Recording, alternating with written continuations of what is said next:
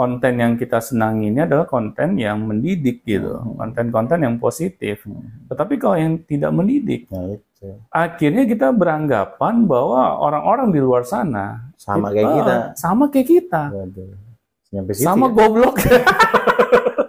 Sama sesat ya gitu. Nah itu, Tapi emang ada aja gitu ya. ya pasti ada, Gung. Kayak misalnya seseorang meyakini sebuah benda bisa hidup, misalnya itu kan. Katakanlah animisme, dinamisme gitu kan. Itu banyak yang menunjukkan hal yang seperti itu, dan kebenaran-kebenaran itu orang lain juga semuanya pada menyetujui itu gitu. Benar. Berarti bener nih, cincin ini ada Benar. jinnya. Benar. Akhirnya kan kita jadi ini ya, terbawa gitu oleh arus gitu. Kita beranggapan bahwa pola pikir kita saat ini sudah benar gitu. Iya benar gitu. Nah, apalagi TikTok, Bung. Saya juga waktu menggunakan TikTok pertama kali ya. Awalnya saya iseng gitu. Saya memang kalau untuk hal-hal yang seperti media sosial, saya suka ketinggalan, Bung. Karena saya memang jarang upload gitu di media sosial gitu. Ya, siapa kalau umur? Kenapa? Kalau umur kan itu bukan masalah umurnya, dari awal ini ya, mula media sosial itu muncul. Facebook berarti ya? Facebook, kayak dulu ada Friendster. Oh iya. Iya kan? Iya, dulu banget itu ya. Ya tetap aja, Bung. Saya bukan suatu maniak ini ya, seseorang yang sangat ikut-ikutan gitu dengan adanya media sosial. Saya melihat kalau ini nggak terlalu banyak manfaatnya, ngapain gua harus kecanduan gitu. Ya. Nah, tetapi kan banyak orang yang merasa takut ketinggalan zaman gitu. Iya, benar. Nanti kalau di sekolah teman-teman pada ngomong TikTok, gue ditanya nggak tahu apa-apa, gue dibilang gaptek lagi. Iya, FOMO lagi ya kan. Nah, di sinilah akhirnya, Gong, yang bisa menyerang anak-anak kita gitu, dari segi mental mereka. Apalagi yang tadi awal saya bilang ya, aplikasi TikTok ini sangat memanjakan sekali loh para konten kreator gitu. Ya meskipun konten kreator isinya itu nggak genah gitu ya. Benar. Tapi mereka bisa dapat uang dari situ kan. Nah, masalahnya, Gung, kalau misalnya kita mendapatkan uang dari hal yang tidak genah gitu, kita berpikir bahwa kita ini sudah hebat gitu. Benar nggak? Bener. Serius Pak, jadi kayak misalnya, mohon maaf nih ya, bukannya Agung menjelekan konten ya, tapi memang konten kayak misalnya tidur di tengah hutan, tidur di kuburan, tapi pas aku lihat, lah kok banyak yang nonton gitu. Iya. Karena memang manusia itu butuh hiburan. Dia laku gitu. Iya. Dan berarti yang melakukan konten itu kayak yang paling itu Pak, yang mandi lumpur itu loh. Iya. Yang emak-emak. Saya nggak ikut-ikutan tuh. Belum lihat sama sekali kontennya tuh. Jadi ibunya itu ternyata si mandi lumpur itu disetting. Oh, disengaja. Dan itu orang disetting, si pemainnya itu adalah orang tua. Dan ternyata orang tua itu mandi lumpur disuruh sama anaknya biar dapat uang. Sama-sama goblok. Katanya jadi kayak mandi lumpur dapat disawer misalnya 1 koin 1 kali, 5 koin 5 kali gitu mandi lumpur. Nah, itu diorganisasi oleh anaknya dan anaknya bangga. Nah, itu. Dengan seperti itu saya mendapatkan uang dari TikTok. Ada apa ini? Parah gitu. Ya ini membuktikan loh kecerdasan masyarakat kita tuh seperti apa gitu. Kita gampang sekali dibodohi gitu ya oleh hal-hal yang tidak mendidik seperti ini ya, media sosial gitu. Sebenarnya media sosial ini seperti dua mata koin yang berbeda, Bung. Ada satu sisi yang positif, satu sisi yang negatif gitu. Nah, tetapi ya bagaimana gitu, kita sebagai orang dewasa di sekeliling anak-anak kita lah, yang harus bisa menjelaskan gitu dampak positif maupun negatif dari media sosial gitu. Jangan sampai kita yang malah ikut-ikutan anak kita gitu. Karena kita merasa ingin akrab dengan anak gitu kan. Nah, tetapi kita lupa gitu. Sisi negatifnya apa nih dari media sosial ini bagi anak saya? Kita jangan sekedar ikut-ikutan gitu. Kadang ya gitu, Gung, yang namanya orang tua, dia kurang memiliki waktu gitu ya, berdekatan dengan anak. Akhirnya segala maunya anak itu kita penuhi gitu.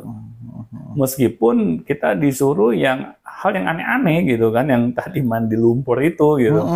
Jadi ternyata di apa di manage gitu mandi lumpur itu. Iya, benar. Di orang tua yang di desa itu, ayo mau siapa mandi lumpur dapat uang. Nah itu, ya saya Orang tuanya sendiri pun benar, mandi lumpur. benar. Gitu. Ya ini Gung, tapi betapa ini ya, Iya. maksud saya di masyarakat gitu. Amoral gitu. Terutama masyarakat, ya saya bukan ingin merendahkan masyarakat golongan tertentu ya. Nah tetapi inilah yang ada saat ini gitu ya, fenomena gitu, fenomena bahwa masyarakat kita ini sebenarnya belum siap gitu, ya dalam mereka menghadapi perkembangan zaman gitu. Akhirnya seharusnya media sosial ini bisa membantu kita dalam berkarya gitu ya, tetapi malah sebaliknya. Kita banyak melakukan hal-hal yang nggak jelas juntrungannya gitu. Dan ini berdampak langsung Gung, kepada anak-anak kita. Ya memang anak kita ini memiliki kemauan gitu ya untuk dapat mencari uang gitu. Tapi kalau dengan cara-cara yang negatif ya sama saja gitu. Kok misalnya kita mencari uang dengan hal-hal yang tidak halal gitu. Iya betul. Nah ini kan yang seharusnya kita sebagai orang tua itu mencegah gitu. Jangan sampai ini terjadi. Tapi kalau kita hanya ikut-ikutan, sama aja. Ini yang menjadi penyakitnya gitu. Jadi anak kita mau bergantung pada siapa gitu. Kalau orang terdekatnya saja tidak bisa menjadi filter bagi mereka. Jadi bebas aja lah gitu. Tapi bebas yang bablas gitu. Yang bablas. Kebanyakan sih begitu. Ya sekarang coba Bung, yang saya baru tahu ya, belum lama ini gitu. Saya pikir tawuran ya di kalangan remaja itu sudah nggak ada lagi Bung. Awal sih berpikir seperti itu. Zaman saya lah terakhir gitu kan. Zaman saya. Ternyata zaman sekarang tuh lebih parah Gung dengan adanya media sosial. Dulu kalau kita misalnya mau berperang gitu ya, mau tawuran gitu, ya pasti kita ya kalau misalnya ingin ketemu lawan kita ya janjian lah di suatu tempat gitu kan. Iya betul. Dan janjian ini ya biasanya di siang hari. Karena apa di siang hari ya? Karena waktu jam sekolah gitu kan. Iya, masa iya kita habis sholat isya mau tawuran. 3 blok yang ada. Benar. Tetapi saat ini dengan adanya media sosial, mereka bisa berkomunikasi satu dengan yang lain itu tanpa melihat batas waktu. Kadang mau jam tengah petang ya Pak, jam 1 malam. Benar. Akhirnya mereka ini tawuran di saat-saat orang tuanya itu lengah. Ya biasanya di tengah malam gitu kan, dan mereka janjian di suatu tempat, dan tempat ini juga bukan di keramaian gitu. Ini kan seharusnya lebih mengkhawatirkan gitu. Saya tahu ini dari siapa Bung? Berita ini dari guru. Guru yang mengajar di suatu sekolah. Sampai kaget gitu. Emang masih ada tawuran Pak? Iya. Wah sekarang lebih parah Pak. Mereka tuh tawuran tuh janjian dulu gitu di media sosial. Dan kalau misalnya lawannya nggak berani, udah dibully abis gitu. Dikata-katain gitu kan. Iya, cyberbullying. Cyberbullying, tapi satu sekolah yang di cyber gitu kan. Ini bully ya. Benar. Nah, di sini Gung yang saya lihat gitu ya.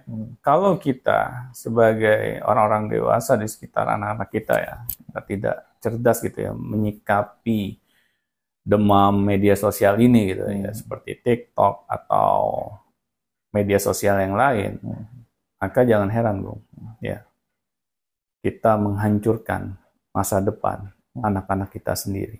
Oke, baik, terima kasih Pak Daniel sama-sama pada hari ini terkait tentang TikTok dan dampaknya terhadap anak. Baik, silakan langsung saja maksudnya bisa jadi kita media sosial itu. Langsung saja kalau misalnya mau menanyakan tentang media sosial atau tentang konten ini, silahkan saja langsung di komentar atau di link-link yang sudah kita sediakan di deskripsi, diakses saya semuanya ya. Link untuk membaca artikel gratis, link untuk masuk ke WA gratis, mau dibagi-bagi artikelnya gratis juga. Langsung saja. Sampai jumpa di video selanjutnya. Sampai jumpa teman-teman.